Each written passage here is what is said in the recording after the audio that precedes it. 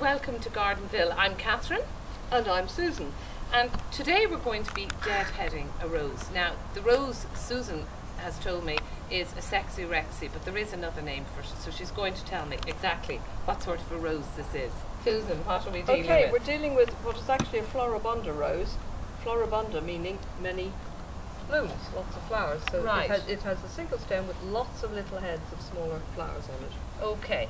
Now, to deadhead a Florabunda, I'm going to have to put the specs on so I can see exactly where I'm cutting. Yeah. Because is it quite a delicate sort of thing now, just deadheading, or can Well, you just chop with away? the many stems here, what you do is you take out the ones that are actually dead at any one time, and you leave the remainder because they don't all come out at the same time. Okay, so you don't need So to you chop just- them all off. No, you just gently sort of take tips out of the ones that are... So you're taking about 2 inches there, are Well, you? Not even? not even, whatever. Sometimes if you take too much, you're cutting the next bloom off as well. Right. Now, As I you see. notice you're dropping those into the soil. Would you clear those I'd rather, up then? yes, I should clear them up then, exactly. It'd be a Why better would you idea. have to? Would they not recycle into the soil? Or is there a possibility of disease or what? I'd rather, take them away or put them in the compost or something because they don't look sightly. They're going to then look all brown and horrible on the ground. Oh, That's right, the thing. okay. So it would be better to collect them up and have a basket or something with you, yes. And listen, you cut it at an angle now. These little ones I didn't worry too much. When it comes to the final trim, may I sacrifice this head of flowers? Yeah. When it comes, all these flower heads are dead.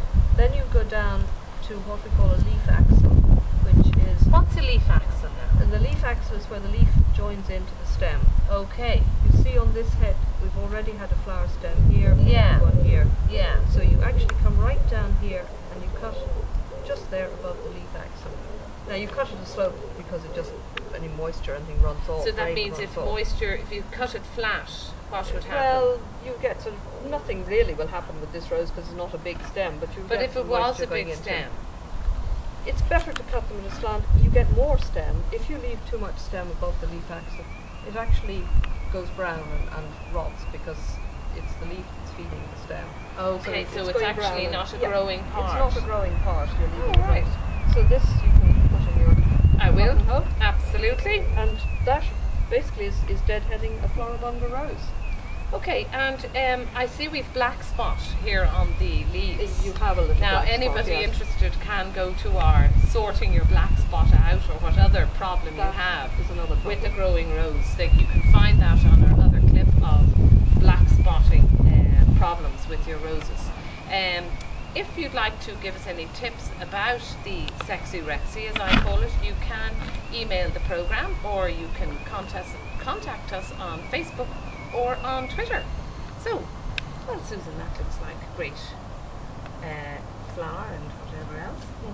Now,